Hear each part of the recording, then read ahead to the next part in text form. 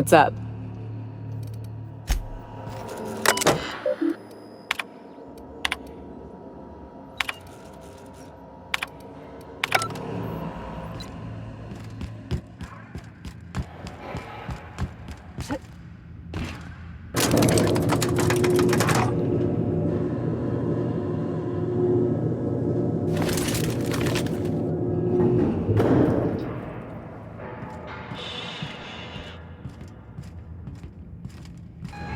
All right, MSI.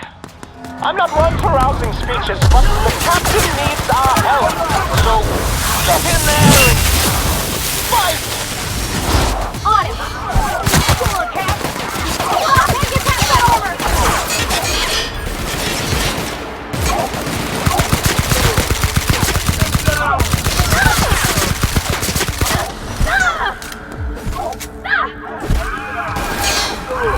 You got it, Captain!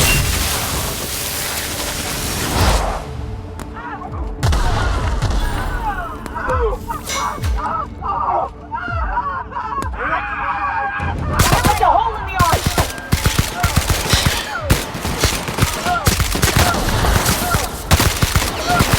Doesn't care.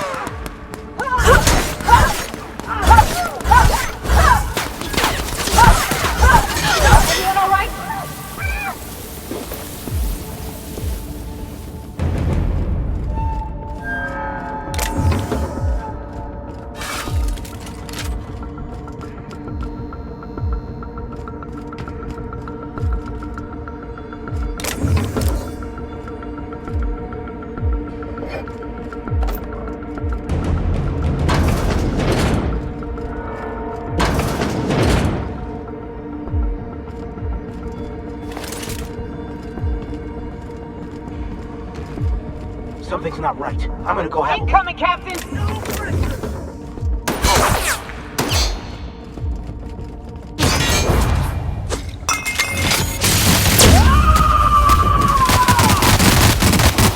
To shreds, you say? I'll fix you right up!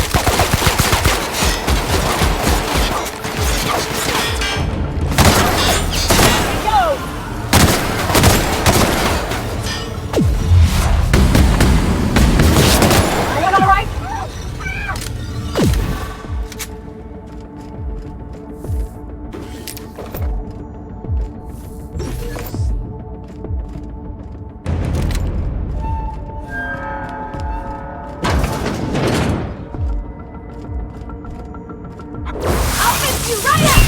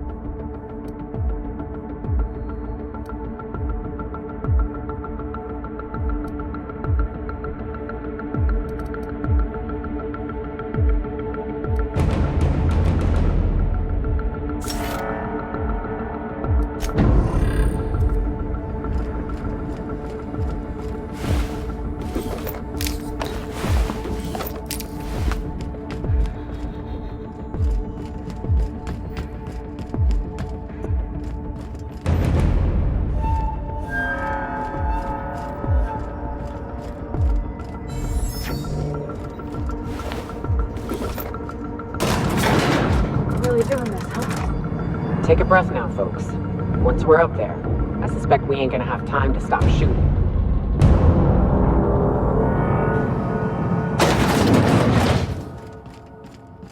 After all you've done, all the work you've destroyed, all the money you've cost me, your misguided crusade has doomed Halcyon.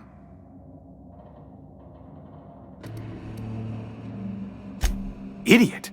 I'm not the one marching to my death in a maximum security prison.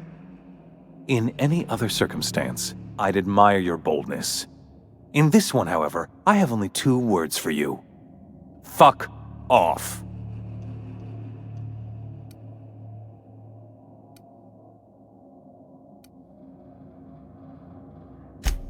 How dare you! Even thinking about killing the chairman of the Halcyon board is a felony. Thankfully, you're in a prison already. Find the nearest cell and wait until I'm done here. Then I'll drag you to the executioner myself. Is that what you think you're doing? This path of wanton societal disruption? You call that being a savior? I call it sabotage. You know what saboteurs get, Captain? Summary executions. In the next room is the finest automechanical purveyor of death ever made.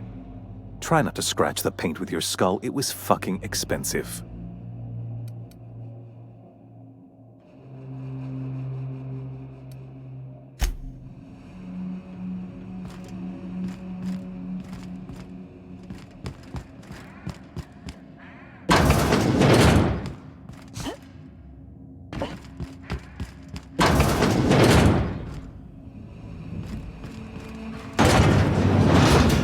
Processing. Searching for unauthorized persons. Oh, you are in for it! You got it, Captain!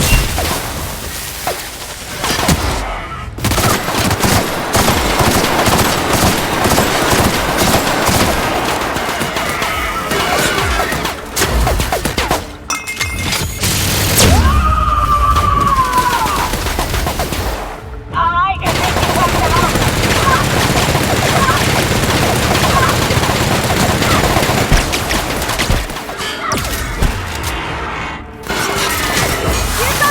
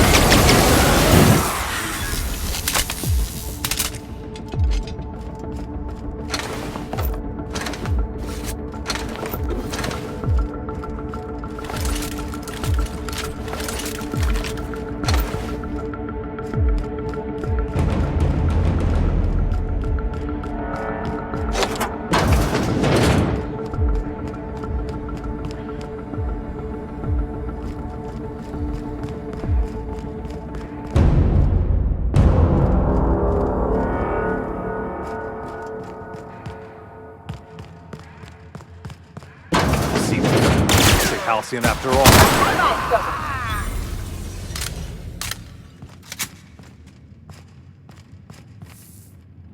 Get me out of here!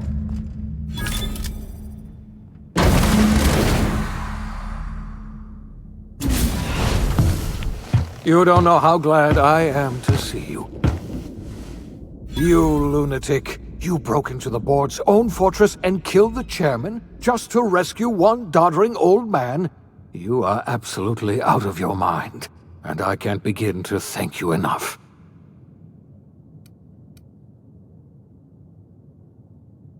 Ah, all in a day's work for you, huh? You've broken the board's stranglehold on this colony, and you saved my life. But there's still so much we have yet to accomplish. You and I are going to have to work harder than ever to save Halcyon. I'm afraid the situation is far worse than any of us ever anticipated. Earth has gone dark. We haven't received a single message in 3 years. There's been no communication, no signals, nothing. 2 years ago, the Earth's Directorate's frigate disappeared on their way back to Earth. We don't know what they discovered when they arrived, or if they arrived at all. So we've got to make do on our own. Seems to me that'll make us stronger in the end anyhow. You're quite right. We've got no choice but to make do on our own. You mean we're all alone out here? Really alone? I'm afraid so, Miss Holcomb. Halcyon is the only home we have left. Returning to Earth is no longer an option. We're in serious trouble, my friend. Do you know what this means for Halcyon? We can't rely on Earth for support anymore. We've been cut loose. We're entirely on our own.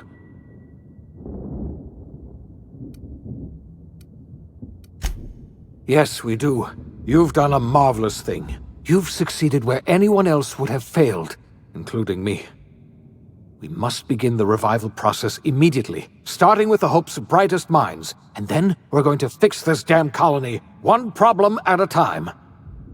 We're going to need a leader, and I can't imagine a better person for the job than you. What do you say, old friend? Will you help us?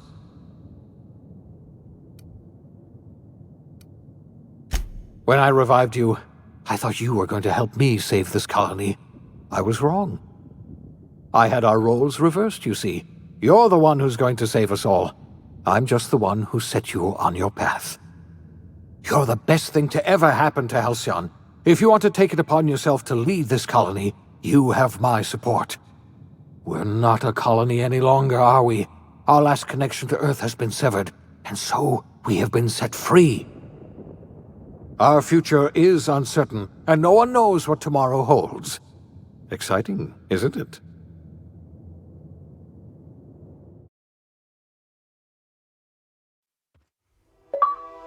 The OSI teaches that everything in the universe happens according to the grand plan.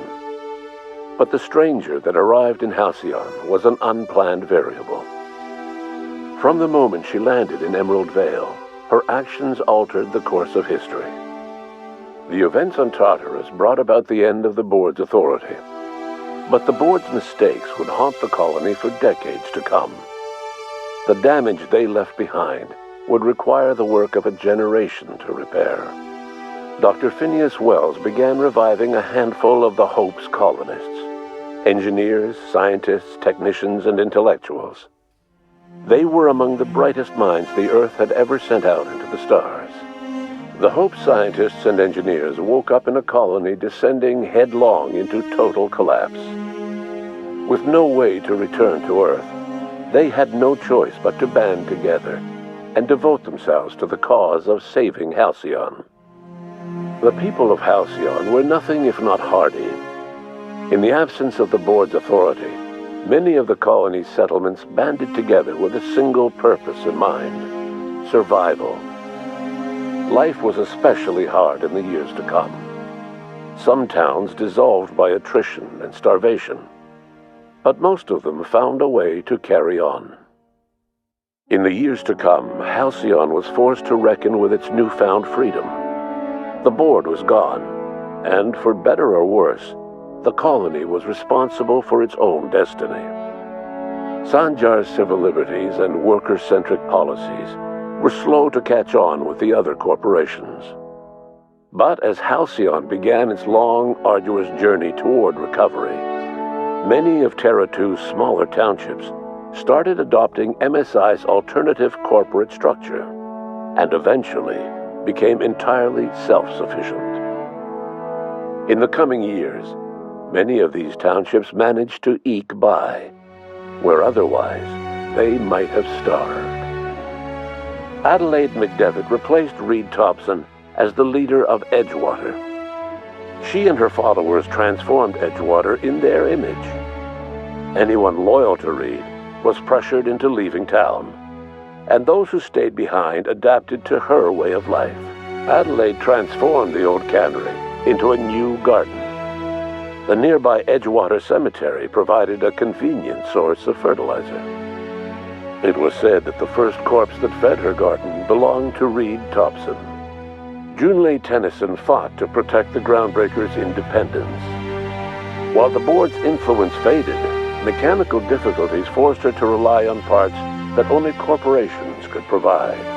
The cost was high, and time would tell if Junlei could balance the work with her aspirations for a better future.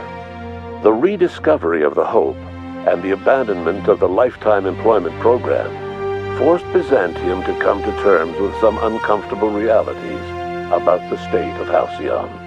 While Byzantines were reluctant to surrender the luxuries they'd grown accustomed to, the board's diminished authority gave them little choice in the matter. Nearly everyone had to learn to make do with less. Some even had to get jobs. It was a dark time indeed. Life in Halcyon was sobering for Felix Millstone. The grand revolution he dreamed of never came. There was no great awakening for the colony, no celebrations in the streets. There was only the hard, desperate work of trying to repair a broken colony. Felix never had a head for numbers, but if there was labor to be done, he was there to help. Eventually, Felix realized that the work of a revolution was done with two hands. Though Parvati eventually grew comfortable aboard the Unreliable, she never quite came out of her shell, and she often wished aloud that her dad was still alive to teach her about the finer points of starship care and maintenance. While the colony fell into chaos, she found an island of relative peace with Ada, and they formed an unusual bond. She decided to remain aboard the Unreliable permanently as its chief and sole engineer. As hard as she tried to drink them away, Nyoka's memories eventually overcame her. Traveling with the crew served as a constant reminder of the family she'd lost, and so she eventually returned to Monarch to get back to what she found most comfortable: the deep end of a bottle and the far end of a trail. Few have seen her since, but travelers often swear they hear her and her machine gun in the night, screaming swears and spitting bullets. Before his untimely death, Captain Alex Hawthorne had plans to restore and modify, for combat purposes, a sanitation and maintenance automechanical that he'd found in a state of disrepair in Emerald Vale's scrapyard. That unit remains broken down and forgotten in the Unreliable supply closet to this day. Minister Clark was released from house arrest, and his contact with you gave him a sense of renewed purpose and vigor. Once it became clear that no help would be coming from Earth, he threw his considerable efforts and talents into helping Halcyon manage the crisis before it. As for Dr. Phineas Wells, he spent his remaining years in his orbital lab. He eventually came to terms with his own past, and was able to forgive the mistakes of his younger self by devoting his remaining years to serving the colony. Dr. Wells was able to revive many more scientists and engineers than he first expected, thanks to the additional batch of chemicals you stole from the Ministry. Wells never forgot about the human lives that were lost in acquiring these chemicals. In the end, Dr. Wells was able to save every scientist and engineer aboard the Hope. Over the next decade, nearly all of the Hope's remaining colonists were successfully revived. Halcyon saw a period of rapid technological and scientific advancement. Breakthroughs in dietary supplements saved the colony from starvation. Geoengineering projects and social reforms began to change the structure and character of the colony. Dr. Wells laid the groundwork for the project to save the colony, but he would never live to see the fruits of his labor. He passed away a few years later. His work was carried on by the scientists and engineers he revived. Today, Halcyon has stabilized. The people of the colony work hard to adapt to their new circumstances. Nearby colonies send aid and supplies. Life will never be easy in Halcyon, but for the first time in its history, there exists a sense of real, genuine hope about the future. And what about you, the unplanned variable in the history of Halcyon? Long after Wells passed away, you carried on his work with more energy, determination, and brilliance than he could ever muster. The years that followed were hard, but Halcyon survived by the efforts of the Hope's most promising colonists, the greatest of which was you. No one knows what's happened to Earth, and no one knows what the future has in store for Halcyon. All we know for certain is this: the name of the Unreliable and that of its intrepid captain will remain the subject of countless stories for years to come.